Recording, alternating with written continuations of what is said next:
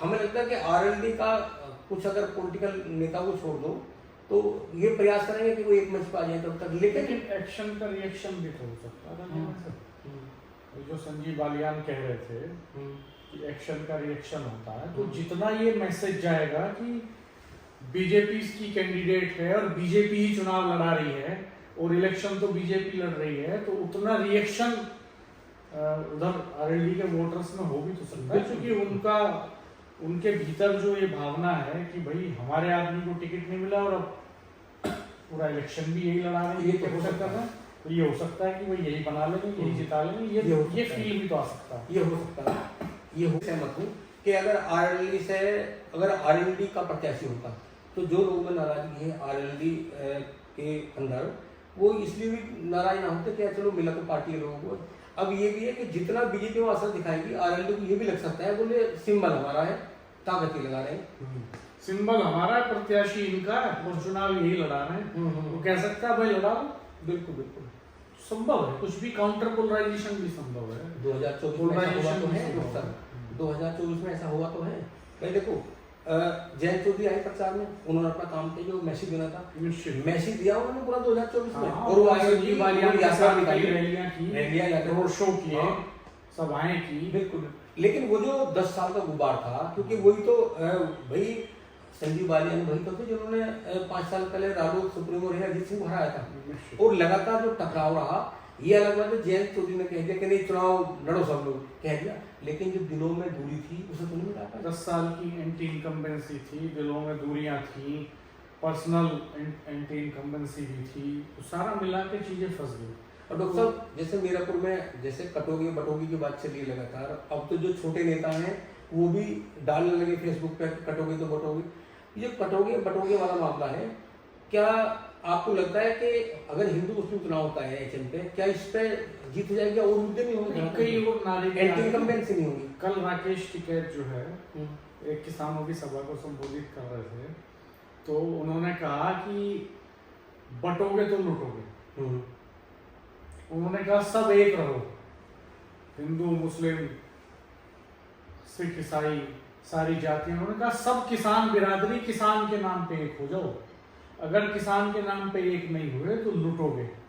तो इसके काउंटर में कई नारे भी चल रहे हैं। नेहा सिंह राठौर जो सोशल मीडिया इन्फ्लुएंसर हैं, कवयित्री हैं, उन्होंने भी लिखा है ये कि बटना नहीं है, बटोगे तो निश्चित तौर पे कटोगे, हिंदू मुस्लिम सबको एक रहना, बटना नहीं है, सब एक रहो। तो अब इसकी अपने अपने ढंग से सब व्याख्याएं कर रहे हैं, नारे की अपने अपने ढंग से चीजें चल रही हैं। ये देखने वाली बात होगी कि ये कटोगे और बटोगे के नारा कौन बटता है। क्या डॉक्टर साहब आपको लगता है कि जब इकरा हसन होगी, हरिंदर मलिक होंगे, संजीव बालियान होंगे, 3 मंत्री भी वहाँ हैं मौजूदा आमने सामने होंगे, तो जब प्रचार होगा तो मीरापुर में कैसा लगेगा? जब तमाम ताकत लगेगी, जब मशीनरी लगेगी, पूरी मशीनरी लगेगी, सरकारी फौज फाटा, तमाम मंत्री, तमाम विधायक और आरएसएस का कैडर, बीजेपी का कैडर, ये सब लगेगा। उधर समाजवादी पार्टी के तमाम बड़े नेता लगेंगे, कांग्रेस के नेता लगेंगे, और ये भी देखने वाली बात होगी कि ये सारी सीटें 9 की 9 सीटें कांग्रेस ने समाजवादी पार्टी को दे दी हैं। तो मीरापुर में समाजवादी पार्टी के प्रत्याशी के लिए मूल के लिए प्रचार करने कौन आता है, रैली करने कौन आता है, ये भी इम्पोर्टेंट होगा। अब प्रियंका गांधी तो चुनाव लड़ रही है खुद ही वायनाड से, तो उनकी अपनी व्यस्तताएं हैं, तो क्या वो कोई रोड शो करने आएगी संबुल के लिए, ये महत्वपूर्ण बात है। आपके याद है 2024 में जब इलेक्शन तो चूंकि महाराष्ट्र झारखंड में भी है, तो यूपी का उपचुनाव उतना इम्पोर्टेंट कांग्रेस के लिए नहीं है, तो क्या कांग्रेस के जो टॉप लीडर्स हैं उनमें से कोई आता है इधर? 2024 का जब चुनाव था सहारनपुर, तो जब ये था कि भाई मुस्लिम वोट बटेगा आपस में, तो आपने देखा होगा जब प्रियंका वहाँ जाती है, रोड शो निकालती है, एक ऐसा मैसेज समझ आता है कि सब एक मंच पर जाते हैं, भयंकर भी सुनामी टाइप की। हाँ, अगर प्रियंका समय निकाल के यहाँ आती है प्रचार के लिए, सहमत होती है, तो हमें लग रहा है कि प्रियंका भी बड़ी नेता है, और यहाँ जो जिस वर्ग के लिए आएगी, प्रियंका अपने इसके लिए समय निकाल पाएंगी कि नहीं निकाल पाएंगी, ये महत्वपूर्ण है। क्योंकि झारखंड में चुनाव है, महाराष्ट्र में है, वायनाड में उनका अपना चुनाव है, तो ये देखने वाली बात होगी। और आएंगी वो अगर, तो निश्चित तौर पे वो बीजेपी प्रत्याशी के लिए मुश्किलें तो खड़ी करेंगे। नहीं, मुश्किल तो खड़ी अभी होंगी। मेरी कल बात हुई वक्त साहब, पूर्व विधायक हैं हरपाल सैनी, पूर्व विधायक हैं, वेस्ट में उनका अपना वजूद रहा है, और भाजपा हो, बसपा हो, सपा हो या आरएलडी हो, तमाम जो राष्ट्रीय अध्यक्ष हैं उन वे सब ऐसे रहे कि हरपाल सैनी का सबने कहीं ना कहीं, हरपाल सैनी सबके ठकने रहे। भाई वो बसपा से 2 बार चुनाव लड़े सदना विधानसभा का, फिर बाद में आरएलडी को एमएलसी बने। आप देखो ना, वो ये कह रहे हरपाल सैनी किसने तो वीडियो तो हमने करी है, तो लोग वो कहेंगे हरपाल सैनी की ब्रांडिंग को कुछ पड़ेगा, इसमें तो मैं नहीं सकता हरपाल सैनी हम काटते हैं। अच्छा डॉक्टर साहब, एक बात तो बताओ, जैसे अब ये बहुत सारे लोग जो हैं अभी नामांकन में बहुत सारे लोग गए नहीं, ये उन्हें बताया नहीं गया। हाँ, ये बात सही है कि एक जो जितना डीप कोऑर्डिनेशन होता है बीजेपी के नेताओं के बीच में और उनके टीम के बीच में, उतना डीप कोऑर्डिनेशन यहाँ दिखाई नहीं दिया। जैसे राजपाल सैनी नहीं गए, आसपास के इलाकों के तमाम नेताओं को इन्फॉर्मेशन नहीं मिली, तो बहुत सारे लोग वहाँ दिखे नहीं, लेकिन फिर भी प्रोमिनेंट लोग उनके मौजूद थे। और बीजेपी का पार्टी संगठन तो इस मायने में स्ट्रॉन्ग होता है, क्योंकि अब ये प्रतिष्ठा का प्रश्न जो है योगी जी के लिए भी है। योगी जी निश्चित तौर पर वहाँ रैली करने आएंगे, और वो रैली करने आएंगे तो बाकी लोगों को यूनाइट करने की कोशिश भी करेंगे, तो दोनों तरफ से घमासान तो चल ही रहा है। इस बीच आजाद समाज पार्टी के चंद्रशेखर भी अपने तरीके से ताकत लगा रहे हैं, वो लगातार नुक्कड़ सभाएं कर रहे हैं अपने प्रत्याशी के लिए। ओवैसी की सभा होती है कि नहीं होती है, देखने वाली बात है। ओवैसी, असदुद्दीन ओवैसी यहाँ आते हैं कि नहीं आते हैं जनसभा करने, इस पर भी लोगों की निगाहें लगी हुई हैं। अगर वो आते हैं तो वो कुछ असर जरूर डालेंगे। अच्छा डॉक्टर साहब, ये मायावती आती है कि नहीं आती है, ये भी इम्पोर्टेंट है। बिल्कुल बिल्कुल।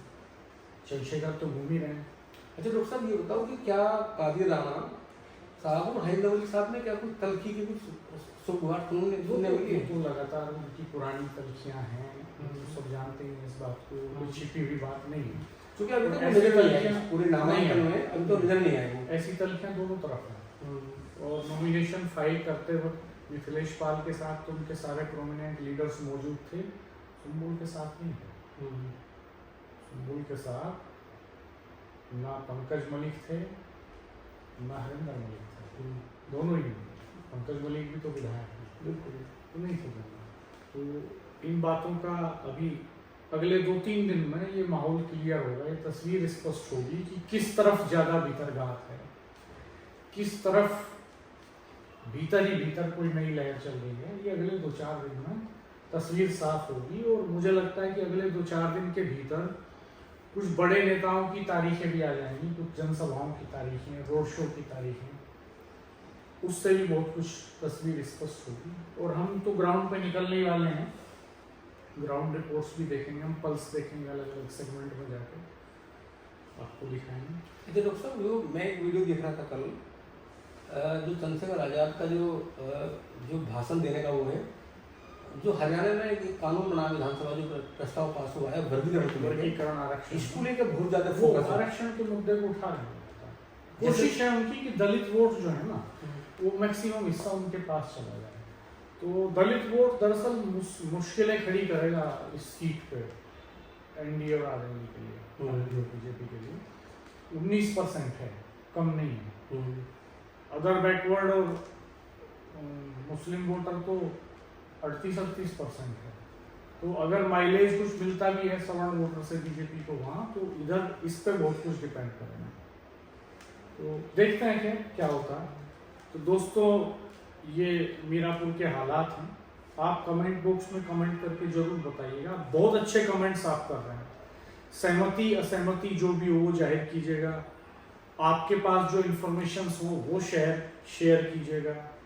और आप बहुत अच्छे कमेंट्स कर रहे हैं। आपके जो कमेंट्स हैं वो लगातार हमारा उत्साह बढ़ा रहे हैं और वैल्यू एडिशन कर रहे हैं आप। जरूरी है ये बहुत, आपकी भूमिका बड़ी है, आप वोटर भी हैं और आपकी निगाह भी लगी हुई है। तो चैनल को सब्सक्राइब कीजिएगा, बेल आइकन प्रेस कीजिएगा सेव इंडिया न्यूज़ जो राजेश शर्मा जी का प्लेटफॉर्म है उसको सब्सक्राइब कीजिएगा, और इस प्लेटफॉर्म को जिस पे आप देख रहे हैं ये डॉक्टर रविंद्र राणा को, इसको भी, दोनों चैनल्स को आप सब्सक्राइब कीजिएगा, बेल आइकन प्रेस कर दीजिएगा, वीडियो मित्रों के साथ शेयर कीजिएगा, कमेंट कीजिएगा और बताइएगा आप और किस तरह की इंफॉर्मेशन चाहते हैं। हम फिर हाजिर होंगे। धन्यवाद, नमस्कार।